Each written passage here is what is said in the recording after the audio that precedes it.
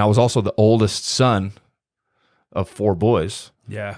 And told my whole life the responsibility of being the oldest brother and the born leader and meant to do great things. And I knew I had it in me, but I think, I started off from an early age drinking and smoking pot because it was almost like I was suppressing the responsibility of having to live up to that.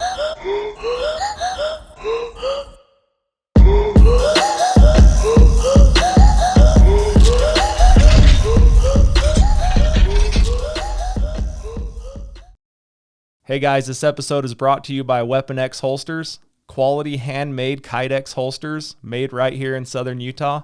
You can stop by the store, 1397 West Sunset Boulevard, number 115 in St. George, Utah.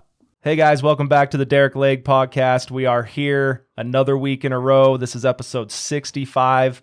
I've got a special guest to me. He kind of allowed me to come onto his podcast in the beginning before I ever started one, and it was a great experience to me, and it's really what opened the door for the Derick Leg Podcast. So there's a lot of credit due to my main man today. This is Jefferson Rogers. How's it going, man? Appreciate that, bro. Yeah, I think the only person in the history of my podcast that reached out and asked to be on the podcast. So that took some guts, man. I'm glad that you did, because now 65 episodes later, and I think I've watched most every single one of them. It's been amazing to see their growth. Yeah, it was a very nerve-wracking thing for me, and even being on yours, I was so nervous, and even feeling how I was then to how I am now, completely different. And I love it. I'll always be grateful for that. When anyone ever says, "So what do you think about podcasting?" I always start before, right? Where I'm like, well, I thought about doing this and this and talked to some buddies, but I knew Jefferson Rogers that started his, and I didn't know how to start. I didn't even know who to talk to. And so I called up Jefferson and was like, do you think I could just sit in on yours and maybe see how it goes? And then that's what we did. I sat in, and then So wait, you came and watched one of my podcasts first. Yep. Do you remember who it was? Eric Gubler. Eric Gubler. Yeah. Wow. Yes, and that's when I knew I'd known of Eric Gubler. Yeah. And we've even he had his moving company. I had the safe company. So he was moving safes for us when I first opened that. But I never met him. And so I actually met him years later at your podcast. No kidding. That's amazing, dude. So, he had a good story. And now I remember, because you wanted to come sit in, and then it was it that day after we got done, you're like, dude, maybe you could have me on. Yeah, well, I grabbed Mallory and I'm like, hey, if you ever need someone that's because I was like, I thought about doing my own, but I don't know what I'm doing. And maybe I could just come see what you guys do, because I'm so intimidated by it. And, wow. I left there. Didn't turn out to be that bad, huh? No. I hit up Mallory and I'm like, if you guys ever need an emergency guest, I'm local, hit me up and I'll get plugged in. And I think it was the next week I was there. So yeah, we might as well do it. Yeah, it's kind of... You've manifested it, bro. Yeah, and that's what really linked all this up. So, that's that's where it started. So I'm glad I reached out, and I'm glad you were willing to bring a dude on from D-Town that is a part-time safe salesman. You did fantastic too. That was a fun episode. Yeah. I appreciate you having me on, bro. I'm excited about how this one turns out. Yeah. So what we're going to do, man, is you've got a great backstory. So let's kind of go through backstory a little bit, but what I really want to get out is, well, the purpose of your backstory is I want everyone to kind of see there's no overnight things. It's like have you seen that picture where it's like the iceberg and there's the little bit poking out of the top and the huge base that's under the water? Yeah. Have you seen that? Absolutely. And it's all these things that an entrepreneur goes through, but this is the only stuff you see up on the top. Absolutely. So I kind of want to talk about that, the struggles that you went through, even when you started your business and all the struggles, to what people are starting to see now.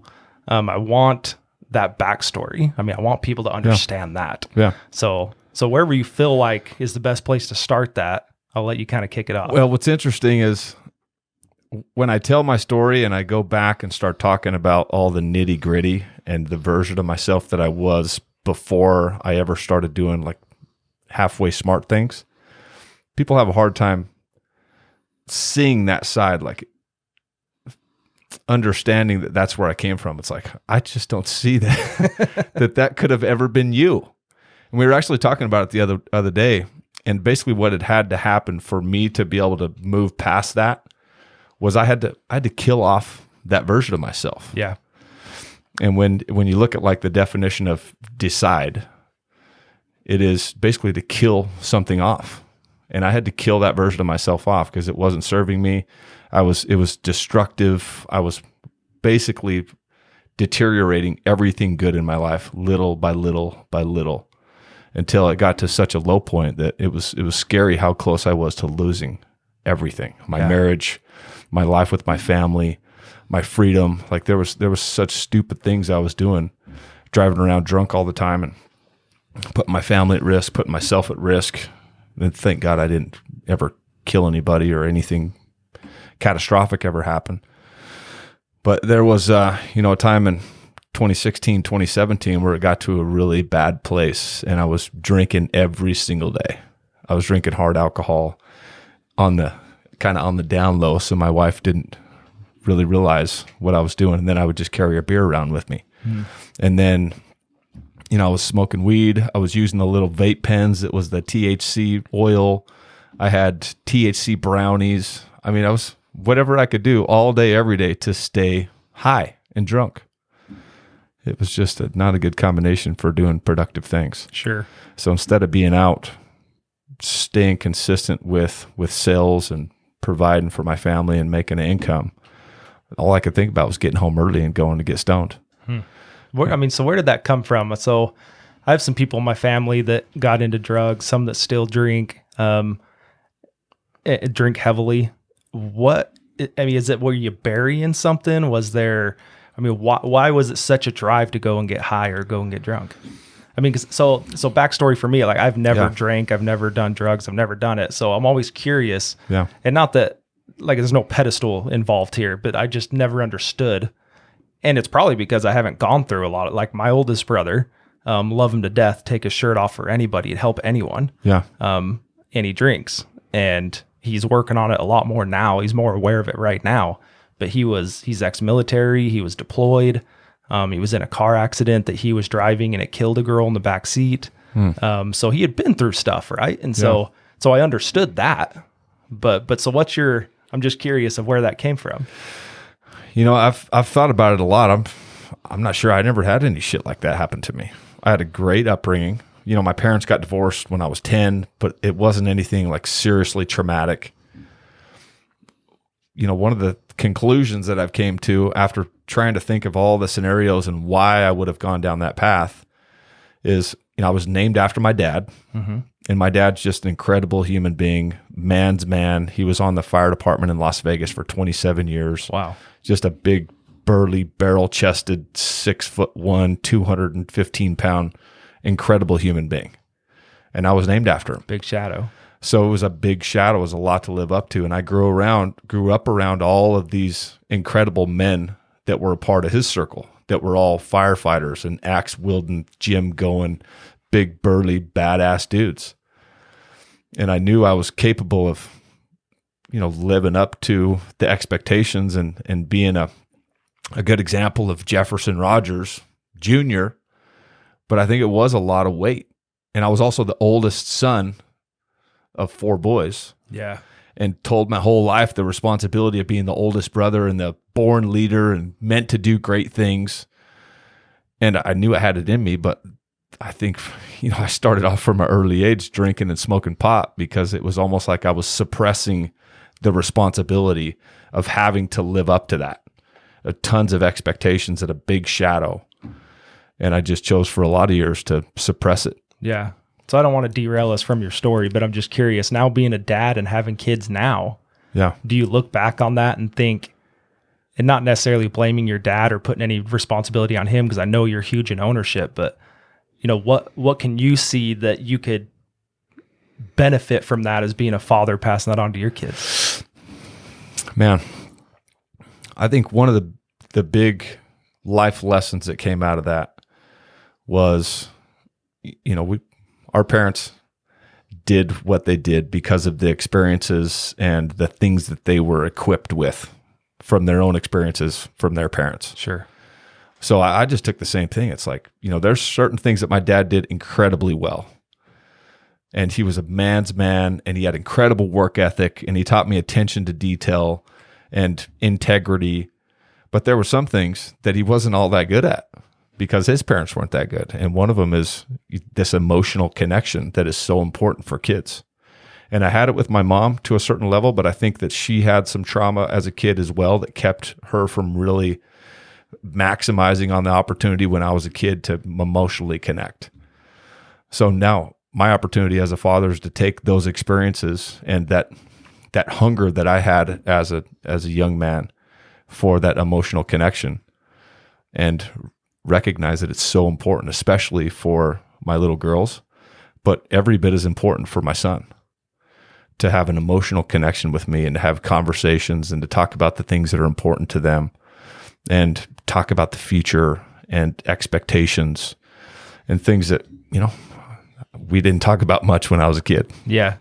Yeah. Kind of generational thing, but yeah, let's go back to kind of your story then. So I didn't mean to derail us. I've kind of always wanted to ask you some of that. So yeah, I kind of selfish. Yeah. I appreciate that, man. It's important to me. Being a father is an amazing blessing, and it's not easy. It's not like there's a handbook and we can study the handbook and there's a specific way to do it right. Yeah, like your handbook is your experiences, right? Yep. Like we were just talking about, and everyone's handbook's different. Yeah, and everybody has different perspectives and different opinions, and we were all raised differently, so it's different for all of us how it ends up turning out. Yeah, but it's one of my absolute favorite things. So yeah, the interesting thing is it's happened so fast. Like the people that knew me before, it's almost like this overnight success because they knew me 5 years ago and it's like I was a shit show. And now they see this version of me on social media and in business and portraying myself as, this expert. And it's not because of years and years and years of experience. It's just because in this very short, condensed period of time, I've taken the things that people do to build a successful life and I crunched all that time down.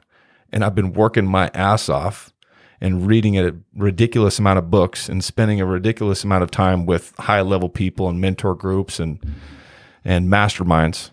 And I accomplished a lot in a short period of time because I just condensed time. And I squished it all into a shorter period than most people do. Yeah. And so when you got through that, how did you start into the window company? How did that all come about? Well, actually, and where was your mindset going into that? Because that's kind of when you started flipping this, right? It was. Yep. So yeah, I joined a mentor program in 2017, right at that low, and I needed something to help get me out of it. I wasn't sure what it was going to be, but I ended up joining a mentor program. 2 months later, I got sober. 2 months after I got sober, I started my business. And I took all of these addictions and all of these distractions that so many years led me down a destructive path, non-productive path that wasn't getting me anywhere. I was going backwards for years. I just traded all those addictions and started pointing them in the direction of positivity and growth and personal development and business. And it was tough in the beginning on my family because I was addicted to it. I was working 18 to 20 hour days, and at that time, it didn't matter to me to do anything else. Like family, it was like I put everything on the side because I was so scared that I was going to relapse. And I never did, but God, it was scary. Yeah, I just spent the last 20 years being a complete shit show, and I was scared how easy it was for people to go back, and I didn't want to be one of those people. I mean, you just got obsessed with the process. And not only that, like you said, you condensed it all. Yeah. And I want to talk about that a little bit because it's something that it kind of opened my mind up watching you and hearing your story with that.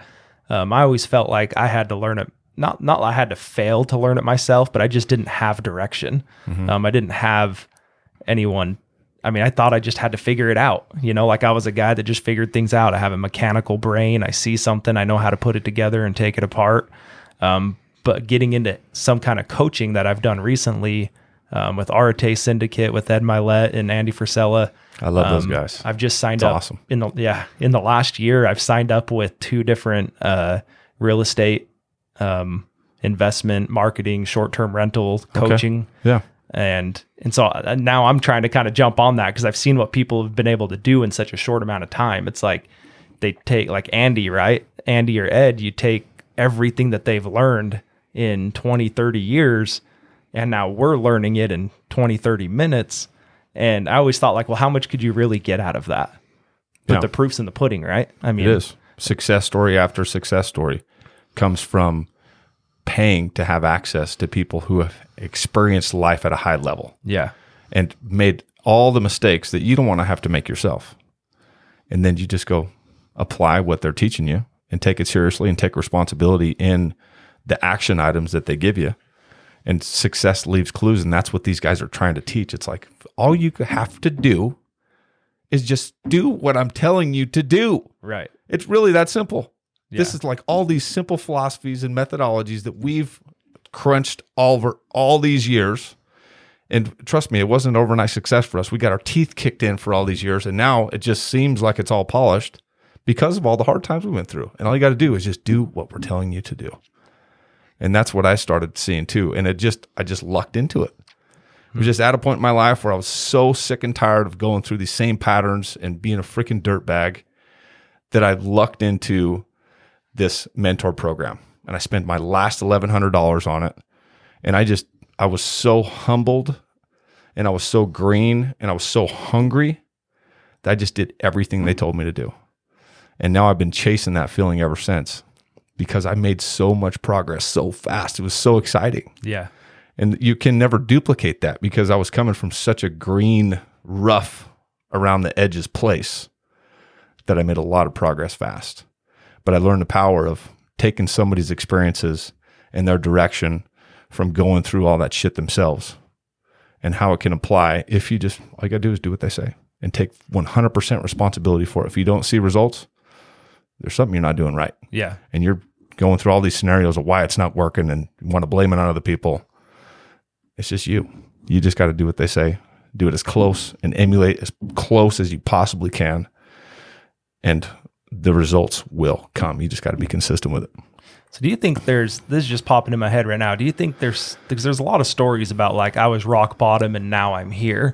Do you think that, what do you think there is about that? Is it like you're finally self-aware enough to know that you're at rock bottom? Do you think it's what direction do I have to go but up? What do you think that comes from?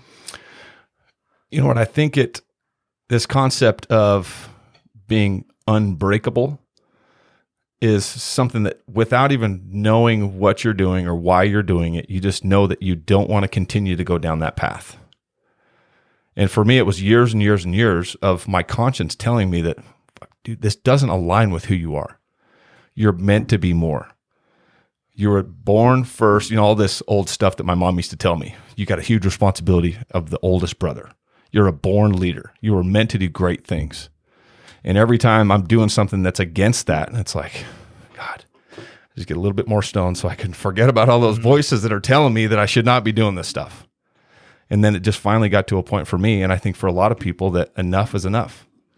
I don't want to continue going down this path and justifying my behavior because it's completely against what I know I should be doing, is opposite of these behaviors and the substance abuse and the questionable, destructive type of shit that I'm doing with my life. Yeah. So we're 2017. Now you've got into some coaching, and you had your business already. So no, in 2017, I was working for another window company. Okay. And I fell in love with these windows. It was a great concept. I grew up thinking that I could never get involved in sales because everybody told me that sales was not for everybody and it's difficult and there's, sleazy, greasy salespeople and all that. But then I had a friend of mine come show me this sample window. And it was like, this thing would sell itself. All I got to do is just get it in front of people and compare it to their junky windows. Mm-hmm. And it's going to sell itself. So I got really excited, and I spent 3.5 years working for another company. And they've, great people. I love them. We still see them every year at the company trip that the supplier puts on, and we spend time with them. But they just weren't growing at the pace that I wanted to grow. I was supposed to be one of the partners, and I never ended up being a partner, and I didn't see long-term opportunity for me. And then I started changing all these behaviors and all these habits and becoming more disciplined And those last couple of months working for that company, I could start to feel the pressure from the other people that had similar positions as me, because I was talking about all these things and all these goals and these numbers I wanted to hit. And it was kind of shining a light on everybody else that didn't want to be exposed for the lack of those things that they were doing. So, honestly, like all the way up to the last month before I started my business, I'd never really thought about taking it seriously and starting my own business until I started feeling those feelings from that company and those people. And it was like, man, I'm already taking my activity to the next level. I got new habits and new discipline and just new confidence. I think I'm just going to start my own business. And then my first month in business, I did like $190,000 in sales, and it was all cash collected. Wow. 50% on $190,000. I was on cloud 90. I was like, oh my God, I think I can make this work. This is incredible. And then the rest of that year, we had 8 months till the end of the year, and I ended up doing $1.2 million in sales by myself. Dang. And just a whole new level of confidence, man. And this is knocking door based, right? Yep. You're going door to door. Yep. That's amazing. I think you hear, like you're saying with salespeople, I think you hear like the summer sales, right? Or selling pest control, selling solar, selling windows. Like I had never even heard of like door to door selling windows until I met you. It is kind of a niche. Yeah, for sure. But yeah, you hear about like all these kids going when they're 19, 20 and no one ever makes any money. They get screwed. Their cost of living's too high. Like I hear all these horror stories about it, but everything I've heard from people out of your camp and Blake, we've had Blake on here. Blake works for you. Uh-huh. We've had him on 2 or 3 times. Everything that comes out of your camp's positive. And so I've always been like, what's that thing that you guys are doing that's different? And I mean, I think it's culture, right? I mean, kind of seeing what you guys are doing and talking to Blake about what you guys do. I believe it's culture. Yeah. And you know what? Some of it is just natural. I wasn't always a good leader or a communicator, but once I found my stride a little bit with believing in what I did so much and having a vision for where I wanted to go and where I wanted to take this and getting a taste for the success stories that I could create and this little economy that I could build for myself. It just started creating this culture of accountability and growth and success stories. And people want to be a part of something special. Yeah. They don't want to just show up and have this monotonous drag of a job to come to every day. They want to be a part of something that's exciting and there's vision for the future and there's opportunity. And, it's no magic formula. I just tapped into some of these things that are consistent. If you read the books like Good to Great, and, there's many, many others that give examples of what it's like to work for incredible companies, and they all have these similarities. Culture and environment is one of the big ones. Just having something to show up to that you can be excited about. Yeah. So how many people do you have working for you now? We were just counting today, actually, and I met with the CFO, and every couple of weeks we'll meet and do the org chart, do the finances, look at all the expenses and payroll, and with all of my admin, sales, and installs, I think we're like 80 or 90 people. Wow. And we're hiring like crazy right now. So within the next couple of months, we should be over 100 people. That's incredible. 5 years ago. 5 years ago, it was just me doing absolutely everything. I wore every hat. I did every single position, wrote every single check, set up and scheduled every single install. It was a good learning experience because now it's allowed me to be able to understand the business at such a higher level. Mm. So selfishly, I want to ask you this because this is where I'm at in my business. I have a hard time, and I think we may have even talked about this a year ago on your podcast. Yeah.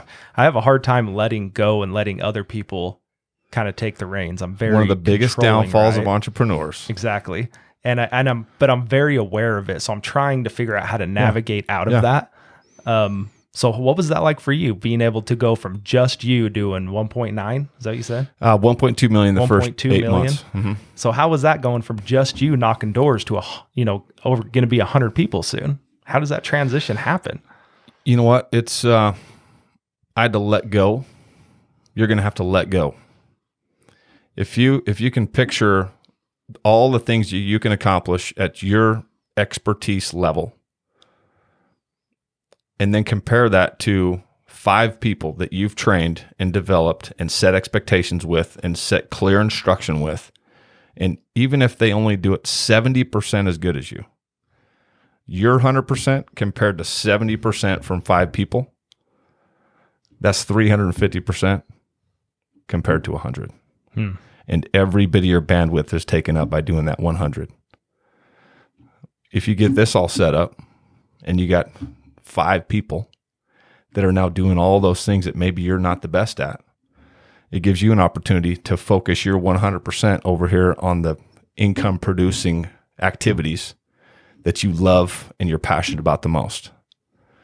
And now you can take your business to the next level. And then each one of these stages of your business, you're not going to be 70%. That's like worst case scenario. You're going to be developing people and keeping an eye on them and getting better and better at communicating and setting expectations and putting together training and instruction that's clear so they understand every step of the process. It may start out at 70, but then you'll start to learn that you can train people. People are good, and you can start to put trust in them, and they'll be 70% and they'll be 80% as good as you. And then the goal is to not settle for average and ordinary people working for you. You want extraordinary people that can be better than you. Mm-hmm. So what your 100% used to be over here, you think you're so damn good, but you're hiring people that are better than you now to help you run your business. That's the ultimate goal. So I have incredible people working for me, and I'm pretty damn good, but I don't want to be the smartest person in my company. Yeah. I want a whole company built with incredible people that are better than me. So just let go. So you can let go and be confident and just let them run and give them the vision and the culture and the environment to show up to and the opportunity to grow and make an incredible life for themselves. Yeah.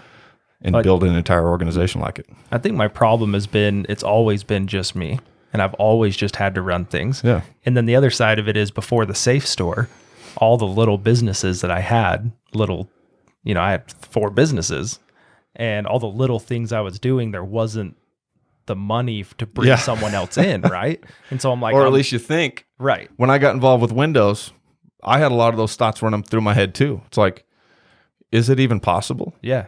Am I always going to have to do all this myself? Because I didn't have the vision, and I wasn't exposed to people that had operated at that higher level yet to help me believe that it was possible.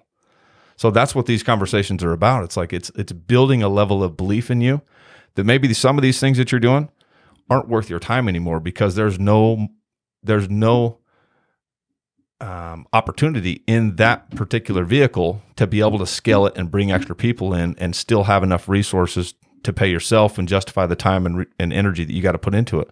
So then we focus on the safe business and the ones that do have the opportunity to be able to hire and scale and put incredible people in those places to be able to grow that thing and produce 10 times the income. Like 10 times the income, what does it look like if you reverse engineer it and have the right people in the right places? Yeah, I had one of our sales reps stop by the store today, and I was kind of talking to him about this. Like when I opened that store, I was like, if we did 100,000 in a year, because I think my wife and I are up to 9 streams of income right now. And so I'm like, I have other streams of income. If we did 100K, I'd be jacked. Yeah. And this is what I've learned is I put a cap on that day one. Absolutely. And I never should have done that. And this last year, 2021, we did 500,000. And so I was talking to the rep, and I'm like, dude, where do you think, I just didn't think the market was here to even do 500. Mm-hmm. And so I'm like, so what do you think the market is? And he's like, dude, you could be in the millions easy. He said, but you got to stop everything else you're doing. And he's like, and I don't know if you want to. I don't even know if you're the guy that can do that. But he was This is the rep talking to you? Yeah. Coaching you up? And we're like buddies. Like, he's actually been on the podcast too. He's one of the best guys I know. Wow. And he's like, but if you did, he's like, you'd be in the millions. You'd be one. Those are those limiting beliefs that kill people, man. They kill business owners. I had some of the same thoughts when I was still drinking and smoking pot about St. George when I first started coming to sell windows in St. George. I used all these excuses like the city's not big enough, the market's not good enough. They got these other companies that have been here for years and they're kind of partial to using all these excuses. And then once I got all those distractions out of the way and I started getting these outside influences like, dude, St. George is an incredible market. You could have 4 full-time salespeople here. You could be doing $1 million a month out of this office. And it was 10 times more than I thought I'd be able to do here in the beginning. And then sure enough, once I got all those limiting beliefs out of the way, we've turned St. George into our best, highest producing office in the entire state of Utah. And we're doing $1 million a month. Wow. And we have 4 salespeople. Yeah. And all these things that a few years ago, I didn't even think were possible. And now I've proved myself wrong. I mean, and that's where he kind of turned to me too, was like, you need to stop thinking of limitations and you need to start thinking of he didn't say abundance mindset, but he was just like, there's no limitations on this. How much energy do you want to put into it? Mm-hmm. And he's like, you're getting pulled 5 different ways every day. But so and I told him, I said, dude, if you spreadsheeted my day out, I spend less time thinking about the safe store and it makes 5 times more than any other street. We talked about this last time. I know, bro. And this was out. I think we did like 240,000 the year before. Uh-huh. And so we've doubled what we did the year before. Wow. And so I was like, yeah, I just don't know if it's there. I don't know. I mean, yeah, we did okay a couple months but yeah, now I'm 2 years doubling, right? And so now you keep proving yourself wrong over and over. That's what I told him. I was like, it's almost like in my mind, I want it to fail, but, or I want it not to fail, but to put limitations on it. Mm-hmm. And I think a little bit is, I don't know, I'm trying to work this out in my mind right now is, do I not want to let the other things go? Yeah. And I have backed off of all of them a lot. Like our contract mail routes, I'm out there like maybe once a month, where I was out there quite a bit before. Mm-hmm. The holsters have really tapered down all the custom stuff. So we're pretty much like assemble a bag, get out of the store. Yeah. So we've cut down a ton of time on that. Another thing my mom and I do, she's pretty much running the whole thing now. And so I have freed up a lot of time to be at the store, but I still have focus everywhere. And so I'm like, that's one of the common problems with entrepreneurs. And that's what the rep said. He said, dude, he's like, you're always looking for the next thing and the next idea and the next moneymaker. And he's like, I don't know if you'd be happier having 10 side gigs or 1 super successful gig. And I was like, yeah, I don't know.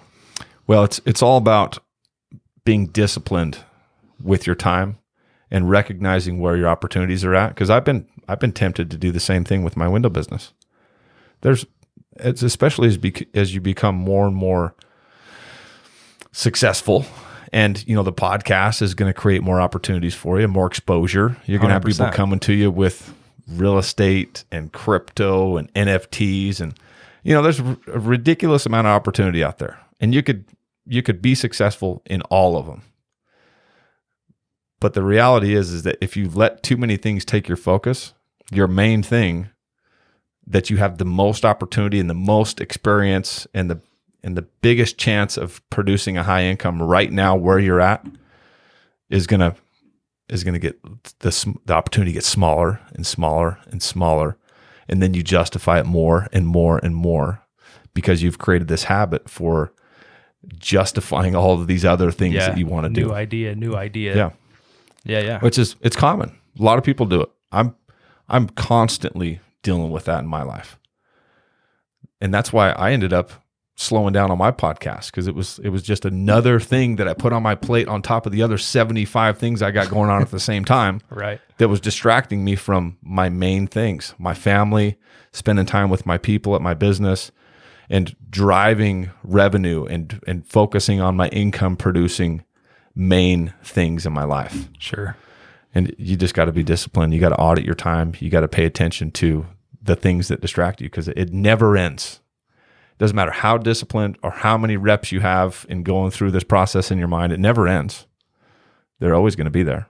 You just become a little bit better at being specific with things you're going to allow to take your time. Yeah, my motto this year has been, for 15 years, I've been busy. Hey man, how's everything going? Oh, dude, we're just busy. Yeah. Right? And so my motto this year has been be efficient. And so people say, dude, how's everything going? I'm like, well, I'm trying to be not so busy and be more efficient. Yeah. Like I'm trying to figure out how to be more efficient in A, B, and C. And they're great experiences, dude. The cool thing about it is, as much as it may be distracting you with all these other things, this is your story. Yeah. You have to go through the shit to be able to get to the other side and recognize what was going on, what needs to change. And you're right where you're supposed to be. You're right exactly where you're supposed to be. You couldn't be anywhere else. Yeah. And this turns into your story that you teach an entrepreneur 5 years from now, because everybody goes through the same thing, and you're going to be able to draw on your own experiences and be able to look back on all the mistakes that you made, and with a lot of clarity to be able to help somebody out. Yeah. No, I love that. Thanks for letting me kind of steal that little moment of the podcast. Absolutely, bro. When I get around people like Brandon Neal, Jeff Fieldstead, you were just on their podcast, Solid, right? Dude, that's what this is about. Yeah. I would do more of that. I would try and get more high level people on your podcast. And that's what I try to do early on too, because it's an opportunity to get mentored and coached and to ask questions that in a normal circumstance, you just can't call and say, I had a question for you. Yeah. Let me pick your brain for a little bit. Hey, that's my favorite question. I have people ask me every day if they can pick my brain. There's better ways to do it, you guys. Sure. And it's not by calling and saying, can I pick your brain? Can I take you out to lunch? I'm not the guy to call and ask to take me out to lunch. I don't fucking do lunch. Yeah, I can imagine. You're like, dude, maybe meet me at the gym and spot me. Maybe. Yeah. Meet me at the office. Meet me at the gym. You have to meet me somewhere along the way, because I pack a lunch and I eat along my day. Yeah, yeah. And this is the kind of opportunity that you can take to get coached and mentored. Sure. And something that I enjoy doing.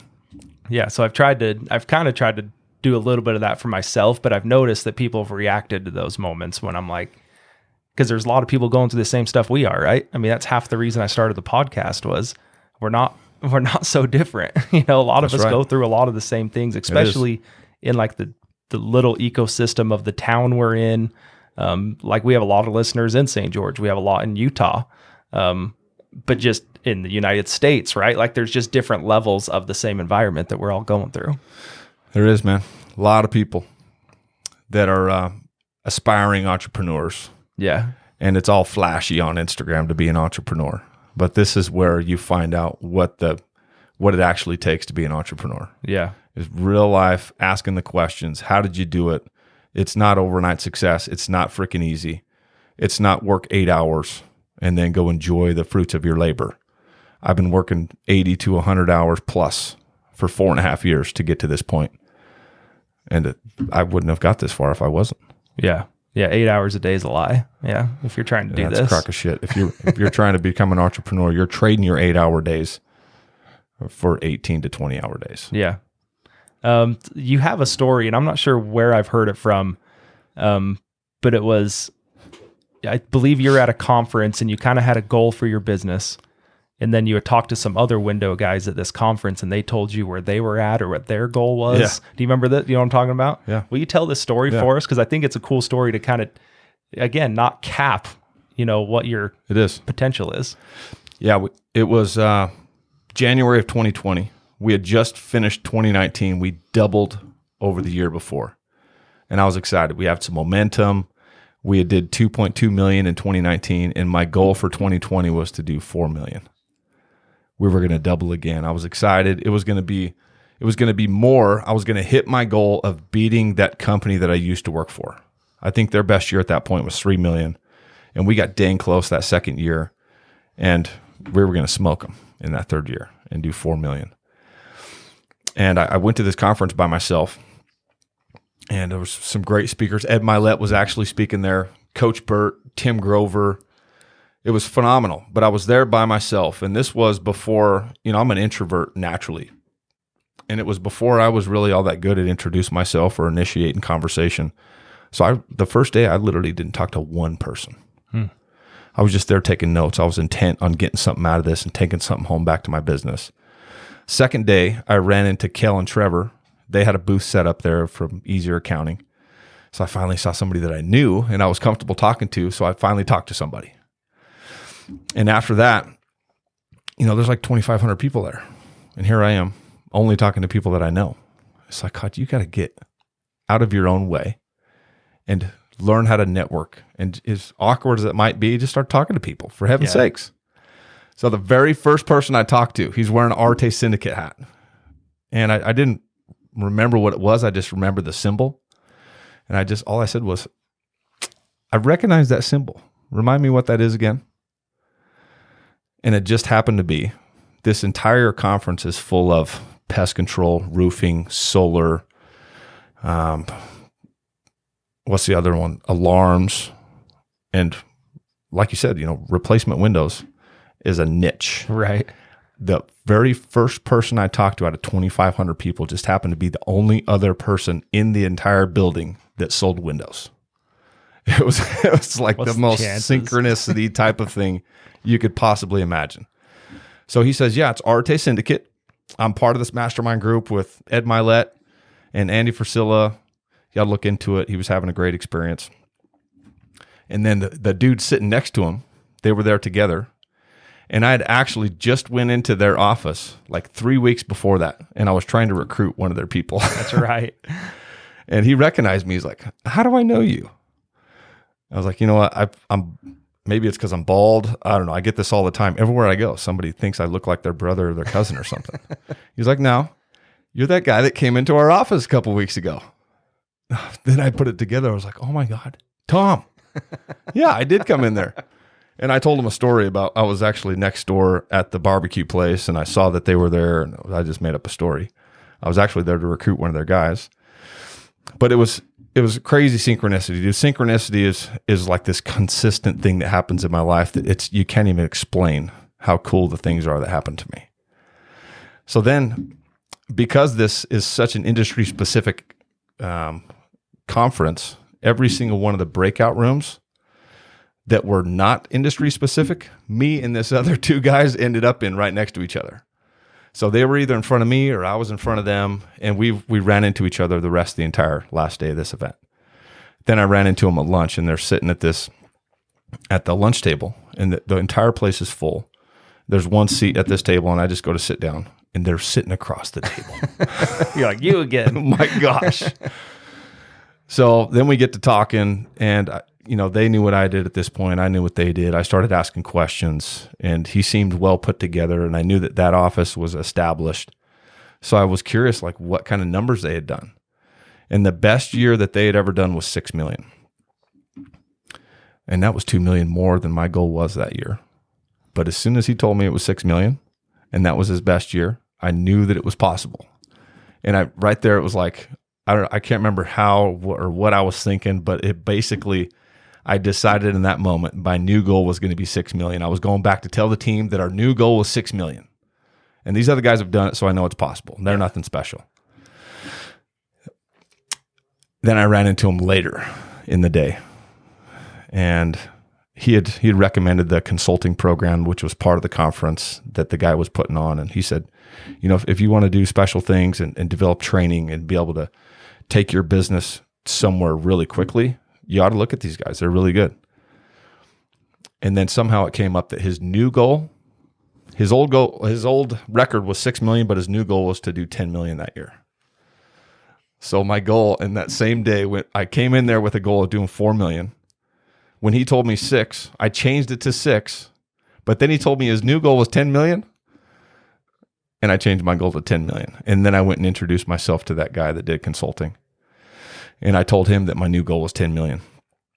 And I'll never forget, because he like patted me on the back. I told him that I did 2 million last year, and he patted me on the back and says something along the lines of, okay, buddy, yeah, I hear this all the time. There's 2,500 other people in here that are talking a big game. And so that lit a fire up under my ass too. Like, he just basically told me that he thinks I'm full of shit. Yeah. And I spent a bunch of money to join that consulting program that I didn't have to go prove him wrong. And we ended up doing, with all the COVID and all the crazy things that happened in 2020, we went from 2 million in 2019 And we hit our goal of doing 10 million in 2020, and we did 10.4 million. That's insane, man. That's And awesome. I just got the goosebumps because it was a grind. I was still closing most of the deals early in 2020, and I was still like training every single person that came into the company. And we changed a lot of things after joining that consulting program that completely turned our business on its head and challenged everything that we had done to that point. But it made it possible to go hit a big crazy ass goal, like growing by 500% in 1 year. Right. I wonder how many businesses can actually say that. Not very many, but Not a lot, dude. It's a very, very small list. No, that's cool. I love that story because I've never been like a write down my goals kind of guy, but they're always, and I know like the science behind like seeing them, writing them, all of that. And I've done it before, but I'm not consistent with it.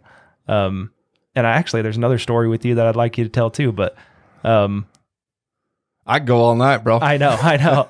Well, it's another thing on that same line, but I've always just, and like I said, I've always just kind of flown by the seat of my pants, and I'll get it done, and I make promises that I shouldn't, and I follow through with them, and then I'm looking back thinking, man, like I can't believe I did that. Well, let's push it a notch higher.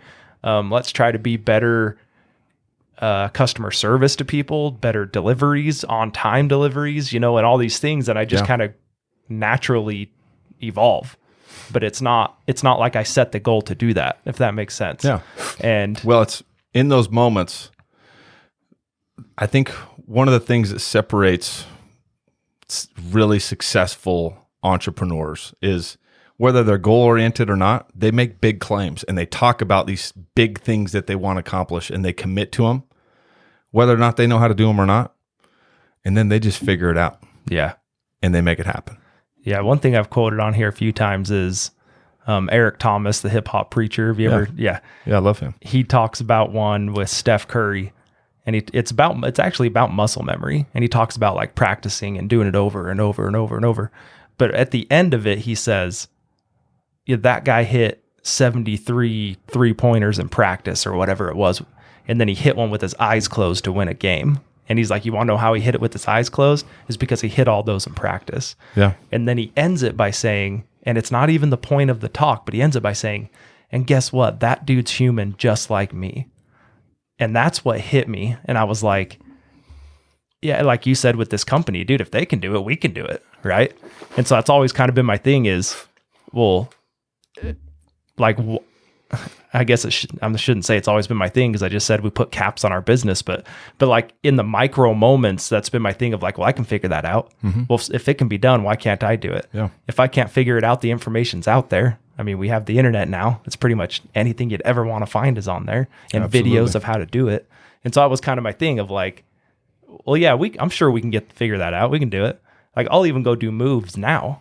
I mean, we do moves almost every morning, and I'll go do moves now where my buddies that come and help me, they're like, so how are we going to do this? And I'm like, I don't know, dude. But when like, they brought that big ass safe to my house, I was like, how are you guys going to do this?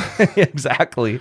And they just figured it out. Right. They'd done it enough times that what seemed impossible to me to try and do it by myself, I was like, I'm just going to let you guys do this because this is making me nervous even watching this. Yeah. And within 30 minutes, it was boom, 1,800 pounds, 61 inches wide. Yeah. Yeah. The thing is enormous. Yeah. We did one last week in Mesquite it was 2,000 pounds, and it was small. It was a commercial safe. So it's, wow. It's got inches of steel. Right.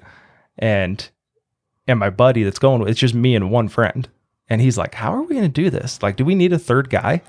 And I'm like, no, I think I got it figured out. And he's like, are you sure? And then we get there, and it's funny because I've started using a crowbar when I'm moving safes just to get leverage. Yeah. And people think I'm nuts when I like come walking out with this like 4-foot crowbar, right? And what in the hell are you going to use that for? Yeah. And so we had this safe sitting on a 2x4 to get it off of the pallet jack. And then I put the crowbar under it and lifted up on it and lifted it up enough to get the 4x4 or the 2x4 out, and then just set it down with the crowbar, and then boom, it was on the concrete. And my buddy's like, what the heck? And I'm like, dude, I've just done it enough that I know that there's a way to figure it out. Mm-hmm. I mean, there's been one time I was ever in a bad spot and we ended up getting out of it. Still got it figured out though. Yeah, nothing really happened that was catastrophic. Anyway, yeah, so that's how I've kind of always been, and I want to get more goal oriented. And what's stopping you? Not doing it, not taking action. Just do it, man. Yeah. How do you do your goals? Maybe they just go that route. So I do mine morning and evening, and I write them down as if they've already happened. Okay. I'm so happy and grateful to now own a 50-acre property with my dream home and my own landing strip and airplane hangar. Okay. And that's one that I just wrote on my goals this morning. And it may be, me and my wife are putting together our lifestyle design. That one's like 7 to 8 years out from now.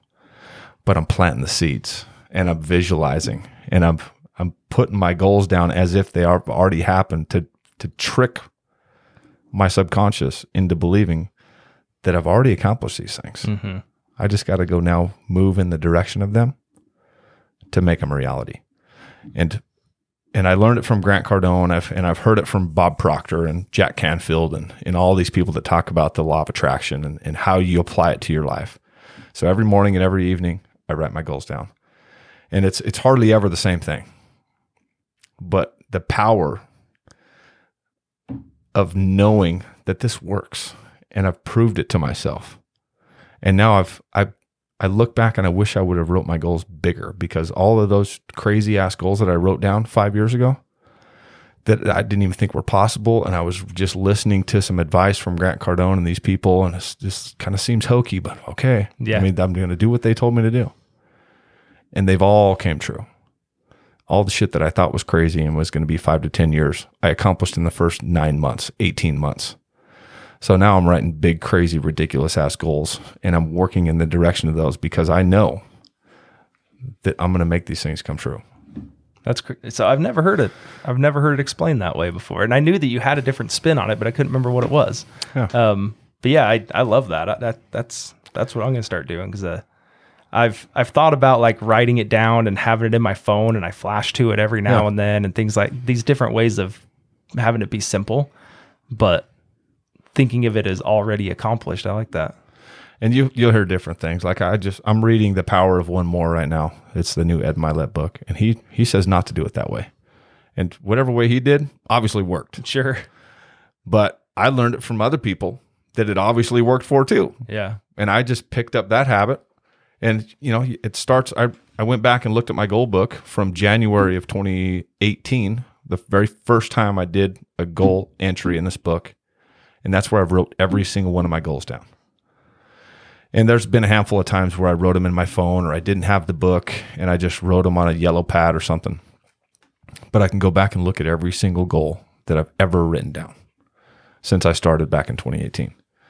So you can see all the stuff that you've accomplished, go back to that frame of mind that you were in when you were writing these crazy ass goals that you didn't even think were possible. And now they're way behind. Yeah. You've already done all these things. It's like, holy cow, that's so cool. Yeah. And I mean, you've, like you said, in the last couple of years, you've done a ton. And so it's cool to look back, even from the outside, to know that obviously it's working.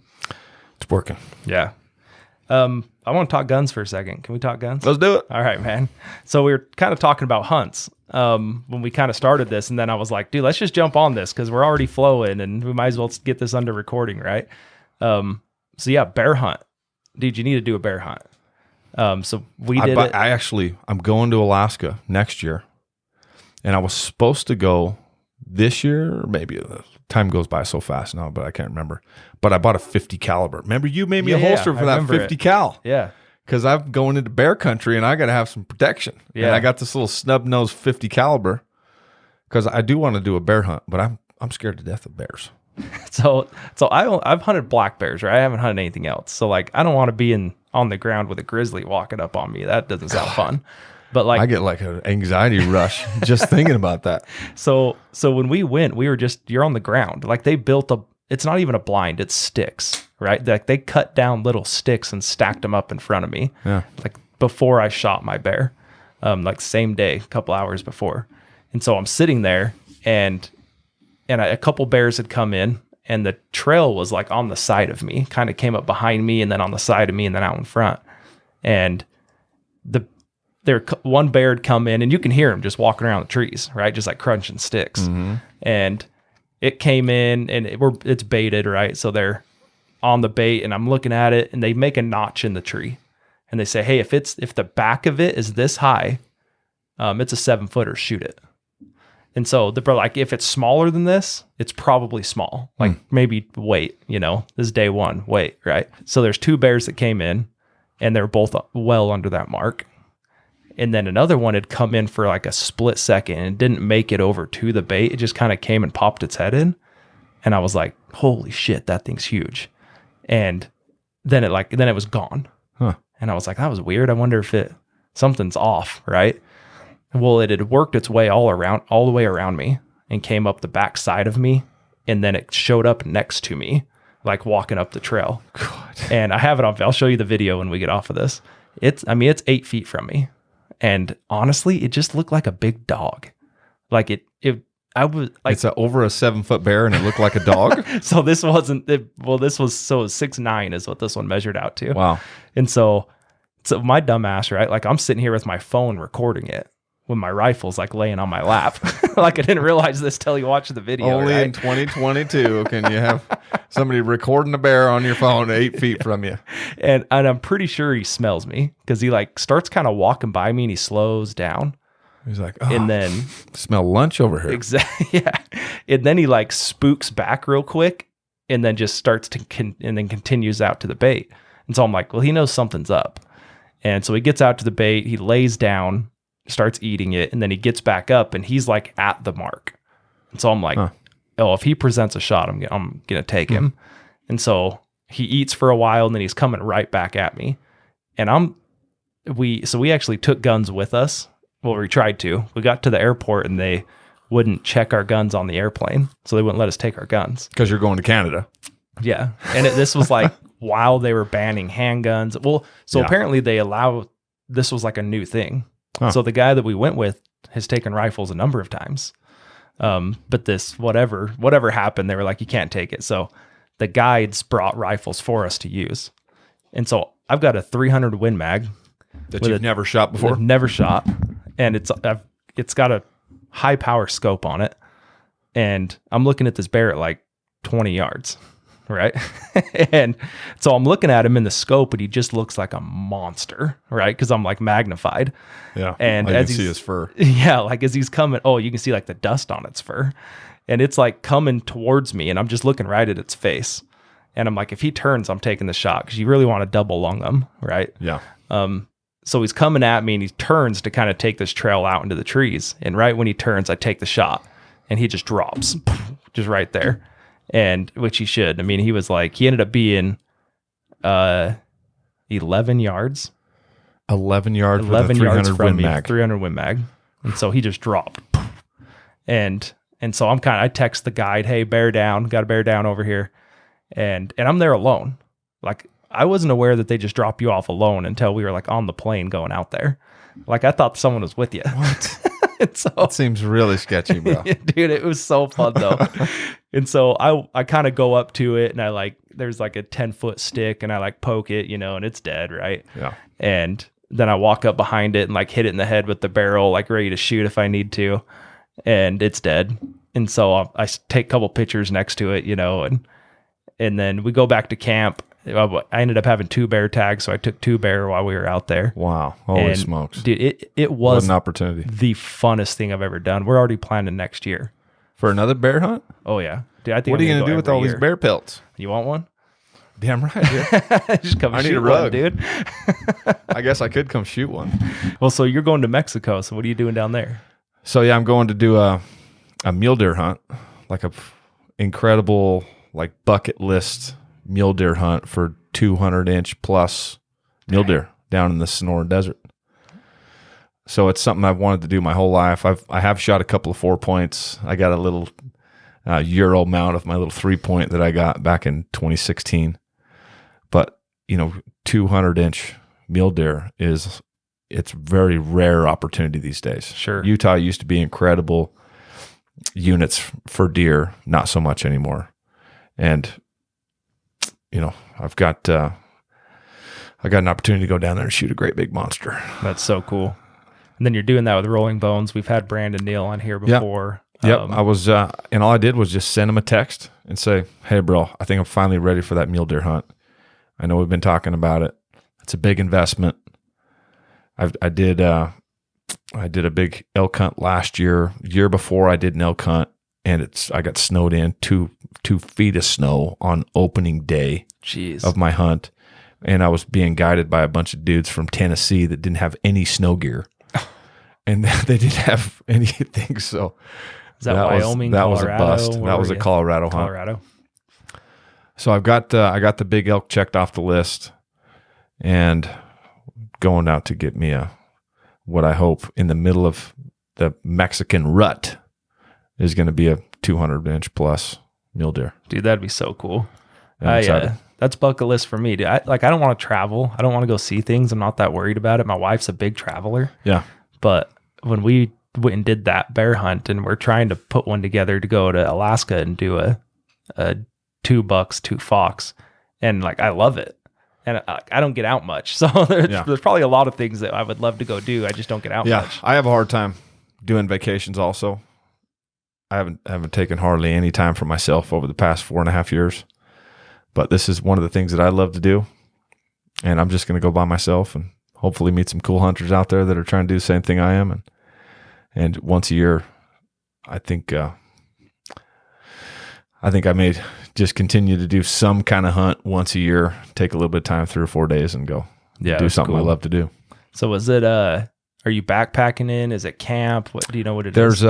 It's something like 190,000 acres. Wow. That we have access to. So multiple different ranches, multiple different landowners, but they have access to all of them. Wow. And depending on where the deer are at, that's where they'll put you up. So you got to be mobile and agile and have your stuff ready to roll, because you may be going and they spotted deer 50, 100 miles away, and you're going to stay at another lodge tomorrow. So that's cool. It's pretty cool. We'll have to have you back on after you do that, because I'd love to hear the story on that. I'll have some pictures, and I'll have, within the next year, I'll have a great big old deer hanging on my wall. Yeah. That's awesome. So we were kind of talking guns before we had jumped on, and I want to take you out shooting because I know Mallory kind of had some of this recorded before we jumped on, but there's so many things you can do with guns. And it's funny too, because it's like, I always thought, well, I had a hunting rifle, I had a handgun, I had a shotgun. All the essentials, What else do you need, right? And then you start getting into hunting, and you're like, well, this one is for this scenario, this one's for this scenario. This is, if y'all want to get out and hit something at 700 yards, that's this gun, right? Oh, yeah. And so that's what I start hanging out at the local gun shop, and they'll start telling you all the different type of guns you need. Exactly. And I think you've fallen into this too, because I've seen a couple of your trucks and past trucks. I had my truck built at a diesel race shop, and that's probably the worst thing you could do, because then it was, holy cow, dude, throw this new thing, throw this new thing. My last truck, I blew the motor on, and I was looking at the amount of things that I wanted to do to the truck to get it back to the condition I wanted it in was more than the truck was even worth, way more. Yeah. I ended up just selling it, so I didn't do that to myself. Yeah. So yeah, I had a lesson learned on that one. So that's my truck I've got now. Yep. I'm too into it. I can't get out of it. But anyway, so what's your favorite gun? What's your favorite caliber? What are you taking these animals with? You know what? I think right now my favorite is a 6mm Creedmoor. Okay. And it's accurate, and it's lightweight, and if it's killed a buffalo, it's killed an elk. I haven't killed anything else with it, but I just love that thing right now. And it's probably because I just got done building it, and it looks awesome, and I love stacking a bunch of bullet holes right on top of each other. There's no better feeling than that when you're in the gun world, is being able to just stack your bullet holes right on top of each other. Yeah. Yeah, that 6mm is bad. I went and did the long range course with Rolling Bones, and they brought theirs out and shot them. It's the first time I'd ever shot one. Yeah, that's how I got exposed to them too. Yeah. And there's a ton of different. So that took your elk? Yeah. And then you're going to take that down to Mexico too? Yep. I'll kill the deer with it as well. I got a badass 300 Win Mag that I built that I could have killed the elk with. But I like carrying that little thing down that it feels like a BB gun. It's so light. I mean, my 300 Win Mag is just gigantic thing, and it weighs like 17 pounds, and it's a kind of a pain in the ass. You know, if you had to go kill a buffalo or something, right, that would do it with one shot. But the 6mm killed a buffalo. Just took 5 shots. Got it. That's all that matters. Yep, it's accurate. That's cool, man. I'm not really like a huge gun nut. Like a lot of people think I am because it's the industry I'm in. But like I know what I have, but I don't know all these other crazy hybrid rounds and things there's that so are out many. there. So many. You were just talking about that 300 Blackout. Yeah. And that's one of those hybrid rounds that wasn't around that many years ago. And they just take this concept, you know, what if we take this cartridge and we chop it off right here, and then we got a special type of die that we can just stick this big fat bullet down in there and clamp it in. Right. And then we can build like an entire platform around that. Yeah. Anything that touches the casing will be this type of round of gun, and the barrel's this one, and they just swap it all. I've heard about a lot of it, but man, I got a lot of other things to worry about besides wondering how many different types of calibers and different types of builds. I've got some of the basics, AR-15, AR-9. I got my Glocks. I got my deer hunting rifles, a couple of shotguns, and I can't justify buying any more guns. They're so damn expensive. Yeah. Yeah. It's not getting any cheaper. That's for sure. Tell me a little bit about the documentary that you guys are doing. Man, this is an exciting project. I've been involved in a couple of masterminds and events with a gentleman by the name of Brandon T. Adams. It's a good friend of mine.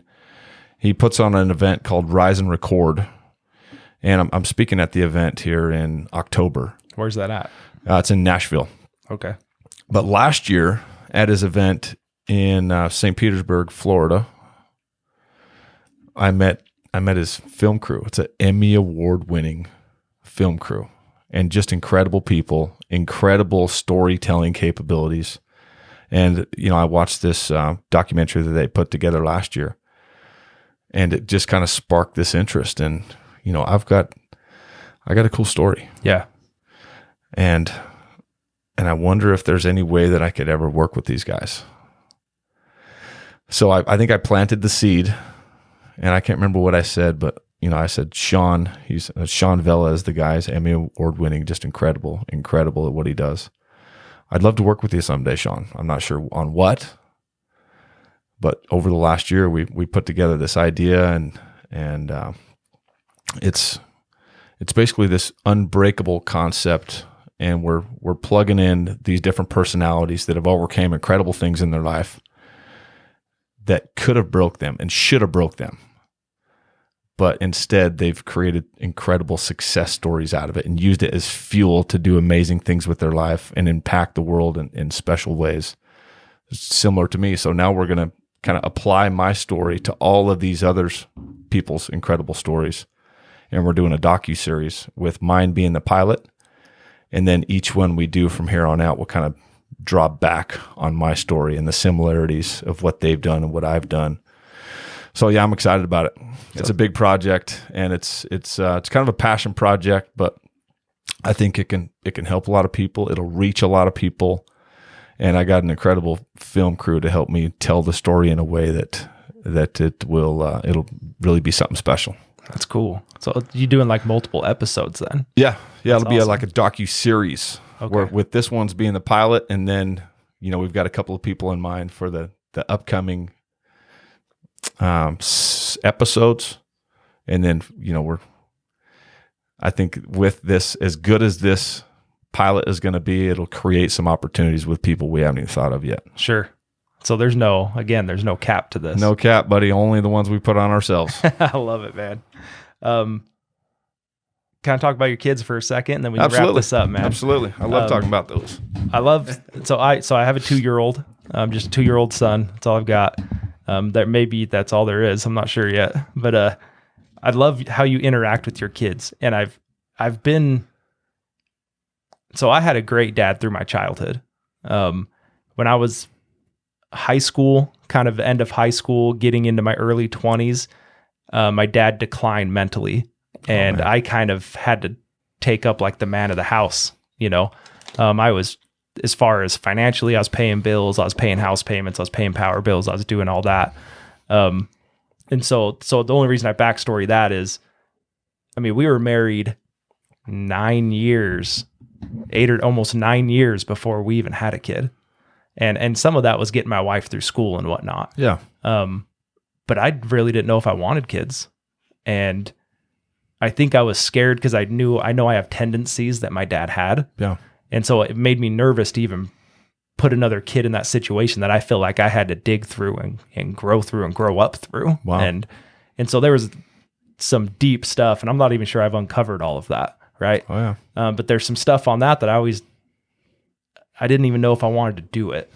And you, along with some other people, like I could see how you interact with kids, your kids, and I've really pulled a lot from it. So when you do stuff with your wife and your kids on social media and whatnot, I don't know I hope there's other people, but I'm definitely soaking that in. So I appreciate you doing that, and your wife getting on there and being vulnerable. Thank you. But tell us some stuff that you do regularly with your kids, because I know you're doing daddy-daughter dates and different things like that. So just give us a couple pointers that you feel like has really changed.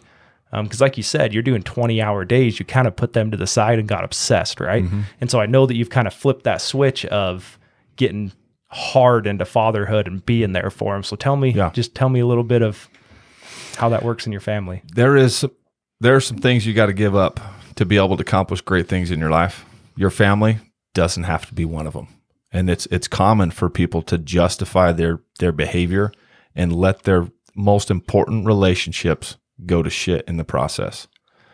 And all of this success and the businesses and the money, they don't mean anything to me if I don't have my family intact in these most important relationships in my life. And it was scary those first couple of years of getting into business and trading all those addictions, because it took a toll on my relationships.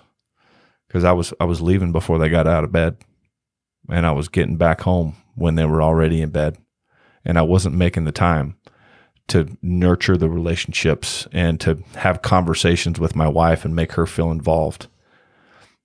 And, luckily I was able to reel it back in and let them know how important they are by being intentional about the time that I make for them. And it's not like I'm trying to rub it in their face. It's just like they're so important to me that I'm going to carve time out of my day. I'm going to schedule it on my calendar just like I would anything else. And some of the things we do are just, little silly things. Like my girls, they like going swimming with their dad. And sometimes just spur of the moment. I've never not got something to do, but I don't ever want to not make time for my kids. So sometimes I've got appointments back to back to back, and I got like 35 minutes before the next appointment starting. And my daughter always wants to go swimming. So I know that I got a little window of time that I could go get prepared for this meeting, and I could justify doing a whole number of things.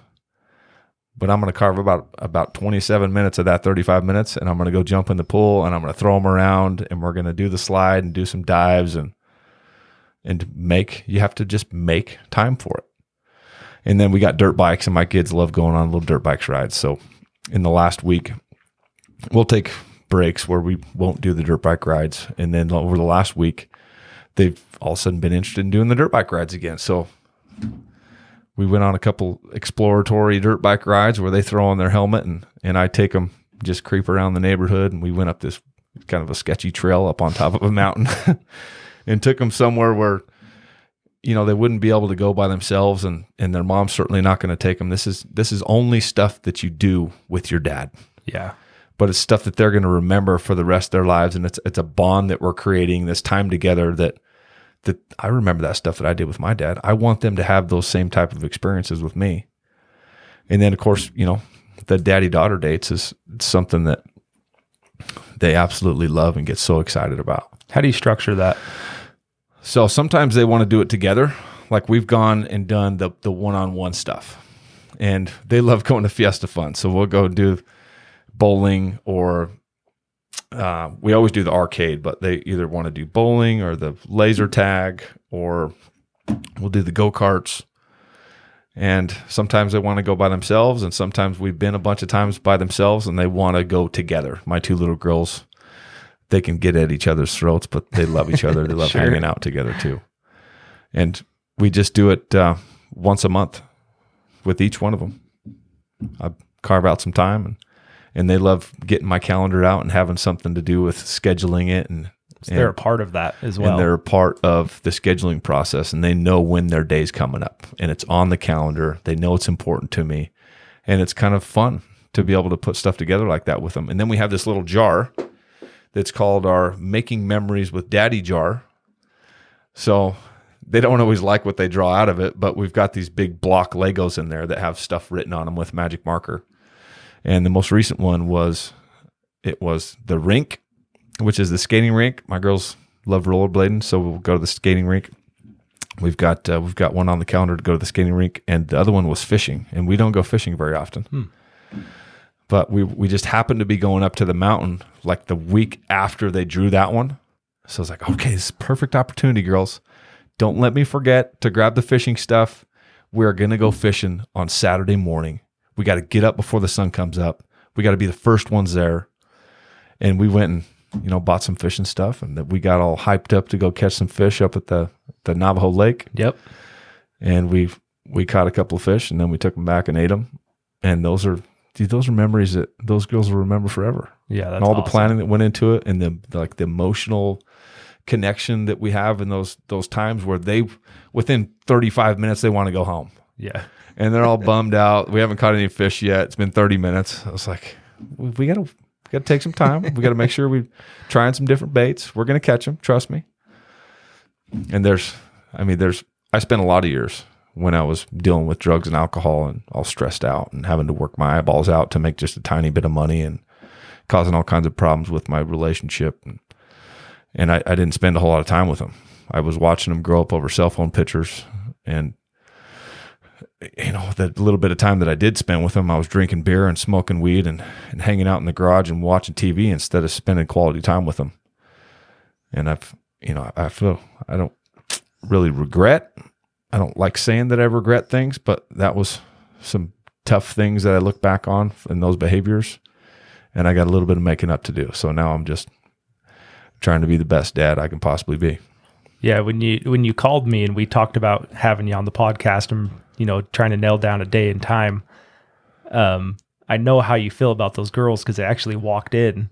I believe you're at your office and they walked in and you're like, hold on, my girls just walked in to come say hi to their dad. But like your entire, tone of voice changed. And I was just like, and it not even being there, right? Like we weren't video calling or anything. It was just on the phone. Yeah. And you could tell the love and the intent that was there when you did that. And so I've been very aware of those things because I'm trying to grasp different things in my life. And like, even that, like I appreciated you sharing that moment with me, not even intentionally. Right. Wow. That's awesome. And man. so I again, dude, I appreciate everything that you've done for me.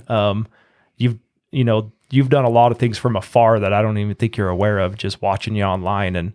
And obviously, bringing me into the Jefferson Rogers podcast, and it's spurring up the Derick Leg podcast. And I just really appreciate you. Well, I'm proud of what you're doing here. 65 episodes later. 65. And you're making an impact. You're getting your story out there, getting other people's stories out there. And this is important work, man. Thanks. Last thing. I noticed it's something that you and your wife's kind of pulled in on social media recently, or maybe the last 6 months, 8 months, is that she's super involved in all of your videos and whatnot. And again, we were kind of talking about kids and family. I want to throw out on record and with you that I appreciate her being in front of it too. And I know that she had to do, I'm sure it wasn't easy for her to let you get to where you're at right now and to work in the background while you were working in the face of it. Right. Mm-hmm. And so I wish she was here so I could tell her to her face, but I'm appreciative of that because it's really putting an example out there for what you can do for other people. Like I said, not even being aware of it. So right on, man. I appreciate that. Yeah. She's my rock. She's my inspiration. I wouldn't be half the man that I am today without having her support and having her to fight and to do incredible things with myself for. And Sean, actually, the guy that I'm working with on this documentary, said that she's such a powerful woman, and she's, she may be in the background and I'm the face of the company and the social media, but she's really the mastermind of all this, and she's the inspiration for all this. And she really is such an incredible woman. I'm excited for the future for us and for her. And we actually got her on camera yesterday telling her portion of the story and her perspective on our journey over the past 5 years. I love that. And it's been difficult to get her to get out of her comfort zone and tell that, because she gets really emotional. There's a lot of trauma. Sure. And there's a lot of shit. And her perspective kind of completes the circle with everything that's happened, because mine's kind of partial, and I'm prideful, and I don't tell all the nitty gritty details. She's got the nitty gritty. She's got the dirt. She got some serious dirt. So I appreciate you giving her a shout out. Yeah. Anyway, man, appreciate you. I've got a lot of love for you. Thanks for putting yourself out there. It's really spurred me doing it. So again, I give you a lot of credit for what I've been able to do on social media as well. So thanks for coming in. Anything else? That's it, brother. Thanks for having me on. Episode 65, guys. Thanks for coming on. Like, share, comment, follow Jefferson on social media. You're on Instagram. What are you on? Instagram, Facebook, JKR Windows. Yeah. Yep. Any questions? JKR Windows is the name of the business. And then I'm on all the platforms. I mainly work on the Instagram though. So check me out at Jefferson K. Rogers. Yeah. Ton of good content out there. Honestly, it's like, it's a library of information that's free. Yep. And so if you have any, push to be better, to have better insight, to learn, and you only have 30 seconds at a time to do it, jump on Jefferson's Instagram and it's all there. So we'll wrap it up. That's episode 65, and we'll see you guys next week.